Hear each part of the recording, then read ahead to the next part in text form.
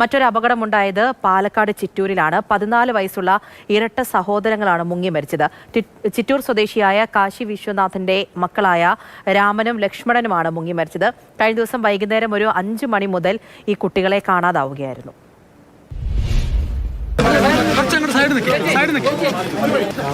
ഇന്നലെ വൈകുന്നേരം മുതൽ കാണാതായപ്പോൾ മുതൽ ഇരുവർക്ക് വേണ്ടിയിട്ടുള്ള തിരച്ചിൽ വ്യാപകമായി ഈ പ്രദേശത്ത് പോലീസും പ്രദേശവാസികളും ഉൾപ്പെടെയുള്ളവർ നടത്തിയിരുന്നു. എന്നാൽ എല്ലാവരും കരുതിയിരുന്നത് ഈ പ്രദേശത്ത് തന്നെ കലോത്സവം നടക്കുന്നതിനാൽ ആ ഭാഗത്തൊക്കെ ആയിരിക്കും കുട്ടികൾ രാവിലെ ആകുമ്പോഴത്തേക്ക് തിരികെ എത്തുമെന്നാണ് വിചാരിച്ചിരുന്നത്.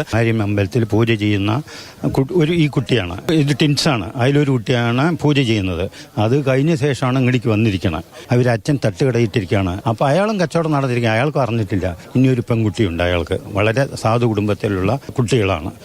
ഇരുവർക്കും നീന്തൽ അറിയാത്തത് കൊണ്ട് തന്നെ കുളിക്കാൻ ഇറങ്ങില്ല എന്നുള്ളൊരു സംശയം ആദ്യം മുതൽ തന്നെ പ്രദേശവാസികളും വീട്ടിലുള്ളവരും ഒക്കെ തന്നെ നമ്മളോട് പങ്കുവച്ചിരുന്നു. എന്നാൽ ഇവരുടെ വസ്ത്രങ്ങൾ ഇവിടെ നിന്ന് ലഭിച്ചിട്ടുണ്ട്. ഇവര് മീൻ പിടിക്കാനോ മറ്റോ ആവശ്യങ്ങൾക്ക് വന്നതാകാം എന്നാണ് പറയുന്നത്. രാവിലെ വരെ ഞങ്ങൾക്ക് നല്ല പ്രതീക്ഷ ഉണ്ടായിരുന്നു. കുട്ടികൾ എവിടെയെങ്കിലും കൂട്ടുകാരുടെ വീടുകളിലൊക്കെ പോയിട്ടുണ്ടാവുന്നുള്ളതാണ്. വല്ലാത്ത ദുഃഖകരമായ സംഭവമായിരുന്നു. ഞങ്ങൾ ഇന്നലെ 10 മണി വരെ കലോത്സവ വേദിയിലായിരുന്നു. നല്ല സമ്മാനം അടിച്ച ആദ്യമായിട്ട് ചരിത്രത്തിൽ ആദ്യമായി കലാമേളയിൽ സമ്മാനം അടിച്ചതിന്റെ സന്തോഷത്തിലായിരുന്നു. അപ്പം ഞങ്ങളുടെ കുഞ്ഞുങ്ങൾ ഇവിടെ ഇങ്ങനെ ഒരു അവസ്ഥയിലാണ്.